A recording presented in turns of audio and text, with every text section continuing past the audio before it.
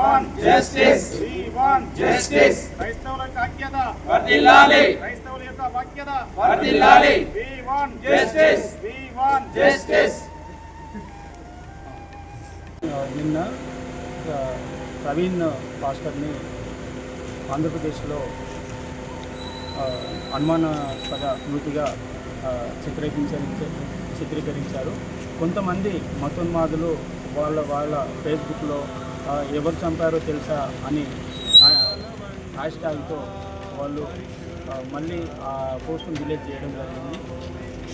ఈయన మృతి పట్ల మేము సంతాపం చెందుతున్నాము.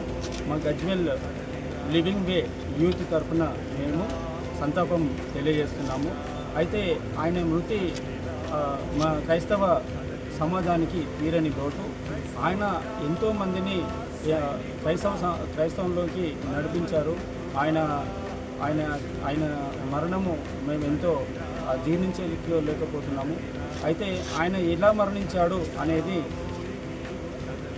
ఆంధ్రప్రదేశ్ ప్రభుత్వం ఖచ్చితంగా ఎటువంటి ఒత్తిళ్లకు లొంగకుండా దానిని ఖచ్చితంగా తెలియజేయాలని చెప్పని అయితే మేము కోరుకుంటున్నాము.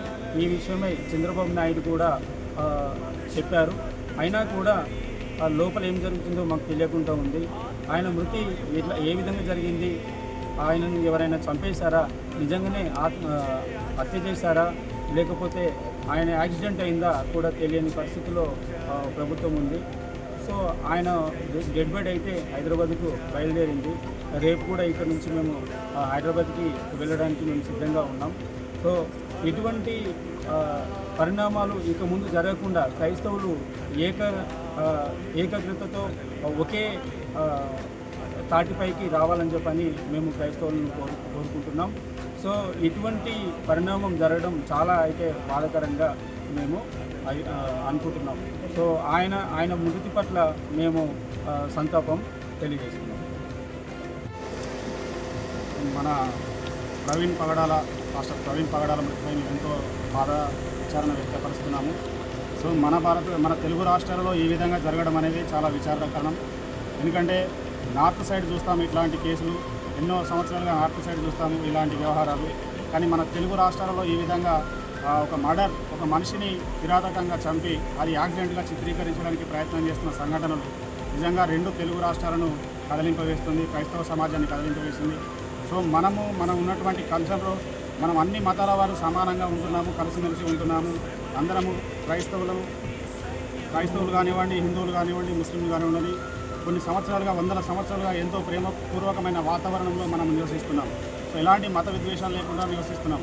సో కొందరు కావలసుకొని కుట్రపూరితమైన పన్నాగాలు పన్ని సహోదరుల మధ్యలో, హిందూ ముస్లిం క్రైస్తవుల మధ్యలో చిచ్చులు పెట్టడానికి చాలామంది చాలా రకాలుగా మాట్లాడుతున్నారు. వాటిని అన్నింటినీ కూడా మేము తీవ్రంగా ఖండిస్తున్నాము. సో ఈ విషయంపై కూడా మేము తీవ్రంగా విచారణ వ్యక్తపరుస్తున్నాం. పాస్టర్ ప్రవీణ్ పగడాల మృతి పట్ల మేము ఎంతో సంతాపాన్ని వ్యక్తపరుస్తున్నాం. తన కుటుంబానికి న్యాయం జరగాలని మేము లివింగ్ వే తరఫున డిమాండ్ చేస్తున్నాము. తగిన న్యాయము ఆంధ్రప్రదేశ్ ప్రభుత్వం తగిన న్యాయం జరిగిస్తుందని మేము మాకు నమ్మకం ఉన్నది. రెండు రాష్ట్రాల ప్రభుత్వాలు కూడా తగిన న్యాయం చేస్తాయని మేము ఎంతో విశ్వసిస్తున్నాము. కాబట్టి ఇక నుండి కూడా ఇలాంటి దాడులు జరగకుండా ప్రభుత్వాలు కఠినంగా చర్యలు తీసుకోవాలని మేము ఆదేశిస్తున్నాము. ప్రభుత్వాలు కూడా ముందు జాగ్రత్తతో ఉండాలి. సో మా మధ్యన ఉన్నటువంటి సేవకులు కూడా ఇక ముందు కూడా ముందు జాగ్రత్తగా ఉండాలి అని మేము మనవి చేస్తున్నాము. సో ప్రతి ఒక్కరు కూడా బాధ్యతగా ఉండి ఇలాంటి సంఘటనలు మరొకసారి సమాజంలో పునరుద్ధరణ కాకుండా చూసుకోవాలని నేను వేడుకుంటున్నాను.